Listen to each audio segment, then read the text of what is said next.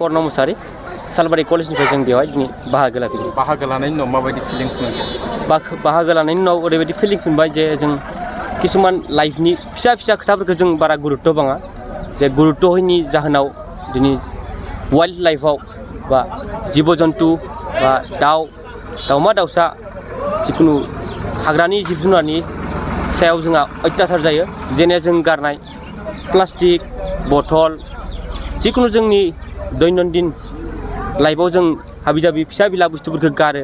जे गारनानै बिसोरो जोंनि गारनाय जायगायाव फैफ्लांनानै जों जेने बिसोरो जाफ्लांनानै बिसोरनि उदै सिङाव थांनानै बिराद गिदिर खहा जायो आरो खहा जानानै मालाबा बिसोरनि जिउबो खहा जायो।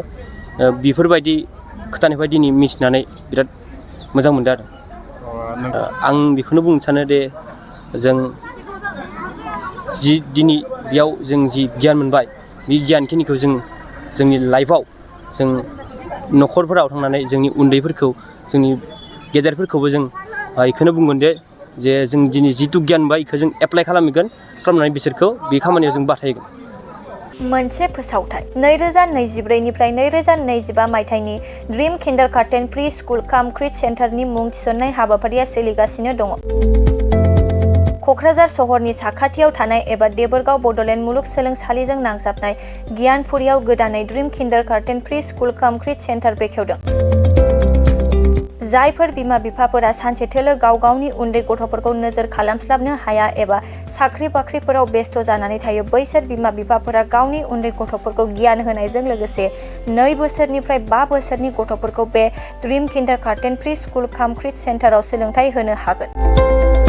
बे फरायसालियाव गासै सुबिदाखौनो फरायसाफोरानो मोनफुंनो हागोन। सुबिदाफोरनि गेजेराव दं fun learning, different types of co-curricular activities, age appropriate curriculum, sensory experience, बेनि अनगायैबो holistic development, safe and free learning environment, daily weekly activity record, nature corner, live CCTV security, emergency fire safety as well medical kit, air conditioning facility. Before सुबिदाफोरखौ गासै फरायसाफोरानो मोननो हागोन। बेनि अनगायैबो नोंथाङा गोबां बाथ्रा मिथिनो थाखाय नैबे 8638454887 एबा 9101156459 जानबुं नाम्बाराव फन खालामनानैबो खौरां लाहरनो हागोन।